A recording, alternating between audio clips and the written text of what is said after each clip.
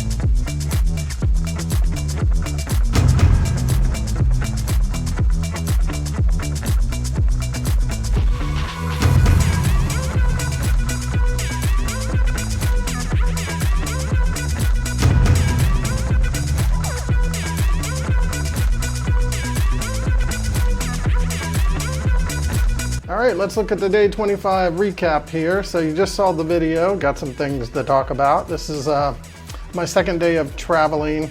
So actually today we'll wrap up and we'll head back home at the end of the day.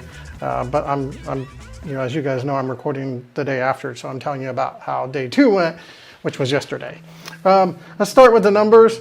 Right from the get-go, you're going to see, you probably saw on the slide that, it was 37.4 carbs.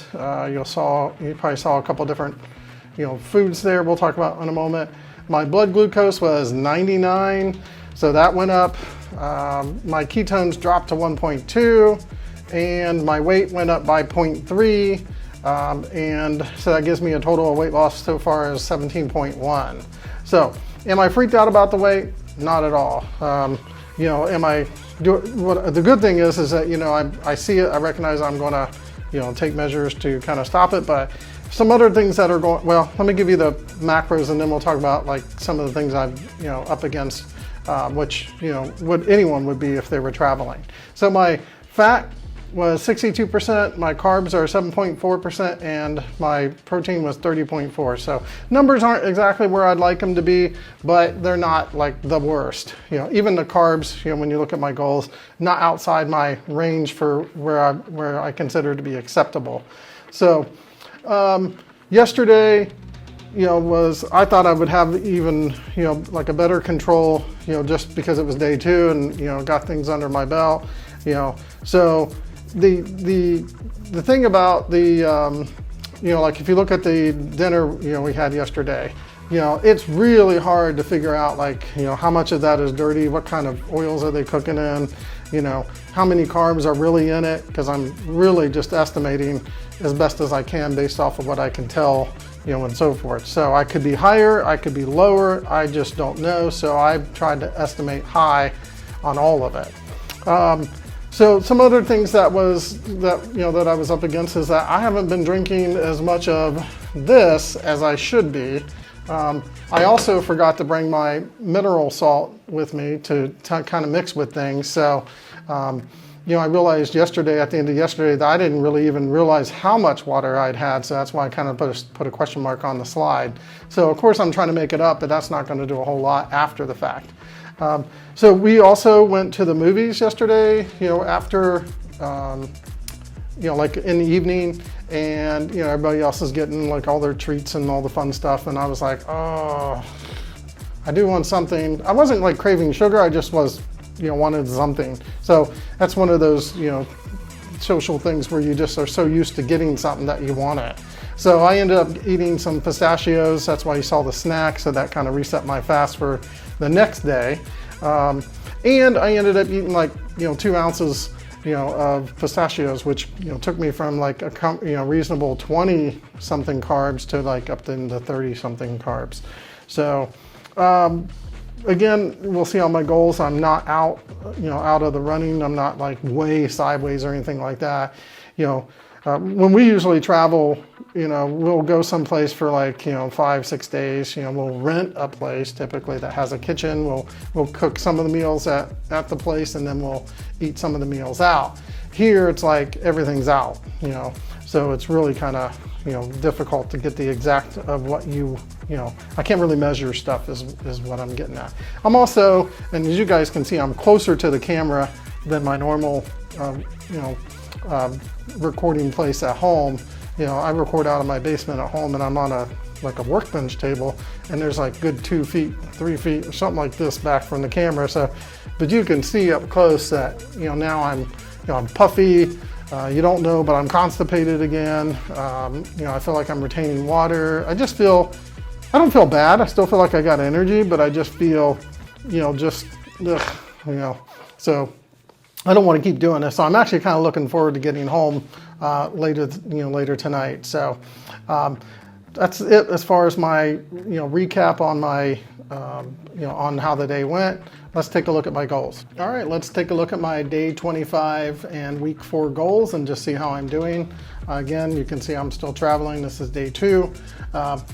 Surprisingly, my sleep has actually been really good, probably because I know I don't have to get up and go do anything, like crazy spectacular. I mean, like work, I shouldn't say spectacular, but I don't have to do anything like work. So I got another 7.5 hours sleep. I was just up once, so I kept myself in the better category on that. So that's looking really good. As far as eating keto, I was able to fast 20 hours and 0 minutes. So I hit the beast mode on that. So that's probably my saving grace, is that, how long I, went without eating. So, so when I mentioned earlier, my ketones dropped, my glucose went up, and I'm eating dirty, clean mostly, probably more on the dirty because I just don't know the source of, everything that I'm eating. So, so overall, I'm not doing terrible. I just, would love to be able to have the control that I do at home and stuff like that. And again, if we were somewhere where I could cook my own stuff, measure it, like we typically do on a little vacation or, being away, that would be ideal. As far as macros, I mentioned earlier, 37.4 carbs. My macro percentages are still a little out of whack. On that category, I'm okay because, I was fortunate enough to be under 40. And again, I overestimated everything. So I'm hoping I'm lower than that. But, as I mentioned earlier, I've got a lot of other stuff going on. Like I'm puffy and constipated and just kind of blah. So still energy though. So I'm happy about that. As far as learning goes, I watched a video that I'm going to share today. And then moving on to tracking, I'm doing fantastic at that. I haven't wavered at all on that. Been tracking everything in chronometer. That's good. Again, all estimations. Not been doing good at getting the pictures. There's a couple times here I haven't got the pictures for some of the stuff, but anyway, I think you understand that. So moving on to meditation and relaxation, I am taking a couple times a day just to kind of close my eyes and do deep breathing and relaxing. So that's going good. Exercise, we did lots and lots of walking, so that helps, but I'm not really counting that. And that's it for my goals, folks. So let's move on to the video recommendation. All right, let's talk about the video recommendation for day 25. I've got another video by Dr. Ken Berry. It's about 6 minutes and 57 seconds long. It's called 7 Great Benefits of the Ketogenic Diet. So let me tell you, what I keep trying to find is I'm trying to find a video that talks about nutritional ketosis. So nutritional ketosis is one of those topics that it kind of gets put into, like if you Google it, you'll find like there's a video by Dr. Finney, which is really good. I like it, but it's kind of dry. It's a little more boring. And I may still do it as a recommendation, here in the upcoming few days, but it's just, I don't think it's, like necessary at this point to get into the, the detail that he does. Plus he's got some other cool things in there. I think it would be interesting, but still not ready. So Dr. Berry's video reiterates a lot of the things we saw in the Dr. Magnus video. He was the UK guy that I shared the one time where he gave us like 15 benefits. This is 7, that Dr. Berry gave us. And I didn't write all 7 down, but just some of them just as a reminder, and then I'll tell you some cool things that I've actually had experienced that he reminded me of. So appetite control, no cravings, improvement in your A1C, your glucose, you can even see that just in my little bit of time of getting back into it.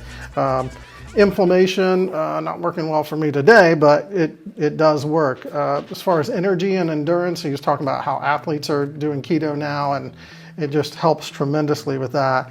And then one that I had forgotten about, which I'm glad that I watched this video, was his skin improvement. So I'll share a couple things with skin and arthritis. So about a year, actually it was late 2021, I had injured my thumb right here, and I kind of waited a while just to see if it would heal. And what I mean by injured it, I was putting up a fence and I inadvertently hit hit this area with a sledge. Or was it a sledge? It was something, but anyway, I hit it with it, and of course it got really sore and hurt for a while. But the issue is that like 3 months later it was still hurting, and then I just kind of put it off until I went for my annual in the summer, and then I mentioned it to the doctor. So we did an X-ray, and he goes, "Oh yeah, you got arthritis," and I was like, "Oh great," and it really honestly just kept hurting and hurting and hurting all the way through 2022, and then so he told me that, what I'd have to do is probably look at, maybe surgery or something like that to relieve it if, like ibuprofen and all that wasn't helpful. I tried ice, I tried a spica splint, there was like a lot of things. The spica splint actually made it worse. So, but anyway, fast forward to now, I had realized probably about 2.5 weeks in, and I just totally forgot to mention to you guys that it doesn't hurt. Like the inflammation or whatever's in there has went down enough. I mean, I couldn't even grip before. Now I can actually grip my thumb. I mean, I got just a little bit, like if I really squeeze tight. And it's just amazing that, I've got that improvement. I'm a 1.5 years I've been dealing with this, and now suddenly it's gone. So when he mentioned arthritis, I wanted to bring up that I actually have an actual, something that happened with that. The other thing he mentioned too was like eczema. There was, this is going to sound weird, but when I probably about from like age 30 or 40 something to I don't know, first time I did keto, I had like these little weird bumps on one foot that they thought, oh, it might be athlete's foot. So I went to a foot doctor, and they said, oh yeah, just put cream on it and it would kind of go away.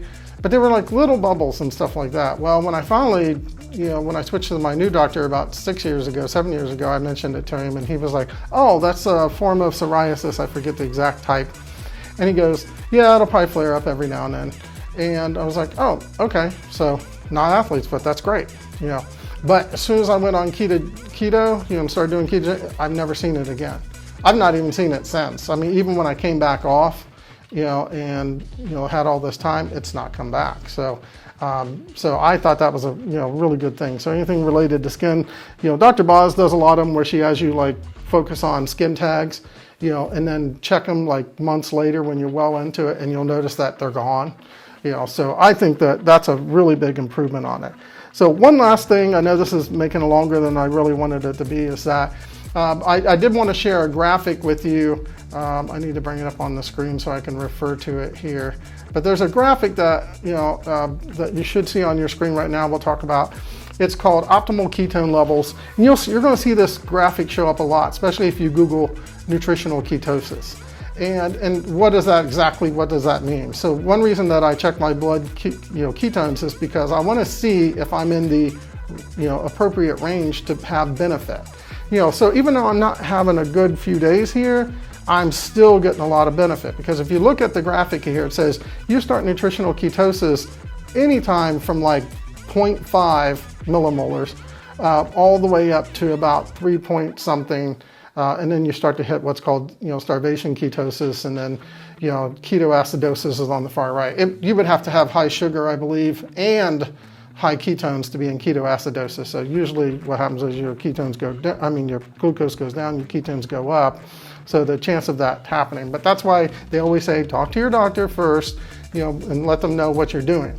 So I've never had ever anywhere near that. I've probably gotten 2.9 before, 3.